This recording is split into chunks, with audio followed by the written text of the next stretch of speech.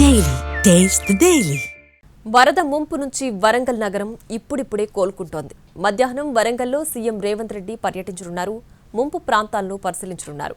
వరద వల్ల తీవ్ర నష్టం జరిగిందని, నగరాన్ని సాధారణ స్థితికి తీసుకొచ్చేందుకు ప్రభుత్వ సిబ్బంది నిత్యం శ్రమిస్తున్నారు అంటున్న వరంగల్ మున్సిపల్ కమిషనర్తో మా ప్రతినిధి అరుణ్ ఫేస్ టు ఫేస్.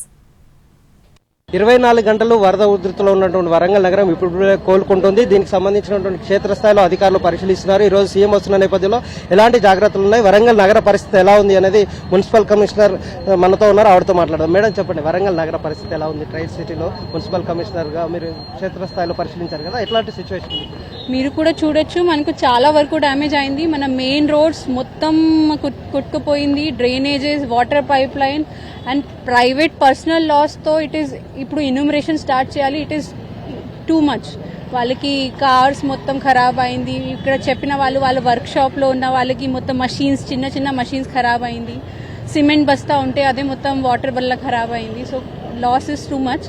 మా వాళ్ళు కూడా ఎంత వరకు పాసిబుల్ ఉంటే రిస్టోర్ టు నార్మల్సీ చేయడానికి ప్రయత్నం చేస్తున్నారు. సీఎం గారు ఎప్పుడు రాబోతున్నారు? సీఎం ఈ రోజు మధ్యాహ్నం సీఎం గారికి రావడానికి ప్లాన్ ఉంది. నష్టం ఏమన్నా అంచనా వేయగలిగారా? డ్యామేజ్ ఎంత జరిగిందని లెక్కలు చేశారు? దాదాపు మనకు టెంపరీ రిస్టోరేషన్స్ కోసం కూడా ఆల్మోస్ట్ 55 crores వరకు లాస్ అయింది అంటున్నాను.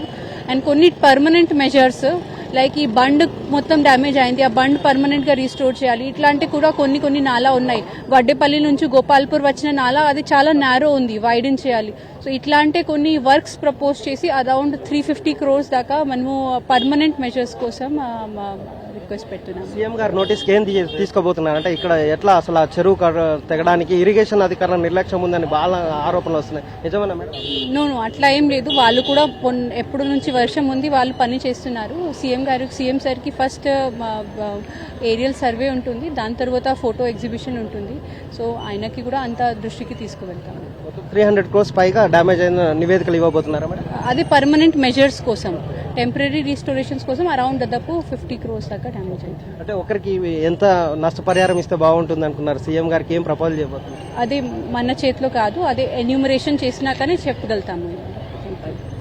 ప్రస్తుతం చూడొచ్చు, డ్యామేజ్ కి సంబంధించినటువంటి క్షేత్రస్థాయిలో పరిశీలిస్తూ వివరాలు సేకరిస్తున్నారు. అలాగే సీఎం వచ్చిన తర్వాత తక్షణ సహాయంగా 55 కోట్లు ఇవ్వాల్సి ఉంటుంది. దాదాపు చాలా మందికి లక్షల్లో నష్టపోయారు.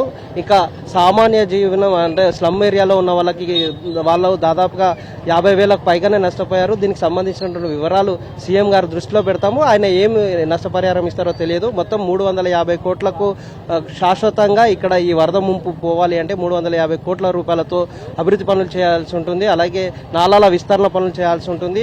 ఇక్కడ చెరువు కట్ట ఏదైతే తెగిపోయిందో దాన్ని ఇప్పుడు మరమ్మతులు చేస్తున్నామని చెప్తున్నారు. చాలా డ్యామేజ్ ఉంది కాబట్టి ఈ నివేదికలన్నీ కూడా సీఎం చెప్పబోతున్నాం. సీఎం ఇక్కడికి మధ్యాహ్నం వస్తారు. ఆ తర్వాత 2 ప్రాంతాల్లో చూసి తర్వాత ఎక్కడెక్కడ డ్యామేజ్ జరిగిందో వాటినన్నింటినీ ఫోటో ఎగ్జిబిషన్లో ఆయనకు వివరాలు వెల్లడించిన తర్వాత ఆయన అభివృద్ధికి సంబంధించి నివేదికలు, నష్టపరిహారానికి సంబంధించినటువంటి నివేదికలు ఆయనకి ఇస్తాం. ఆయన ఏం ప్రకటిస్తారో చూడాలి అని కమిషనర్ చెప్తున్నారు. దాదాపు 55 కోట్లకు సంబంధించినటువంటి డ్యామేజ్ తక్షణ సాయం కోరబోతున్నట్టుగా నివేదికలు ఇస్తున్నట్టుగా మున్సిపల్ కమిషనర్ చెప్పారు.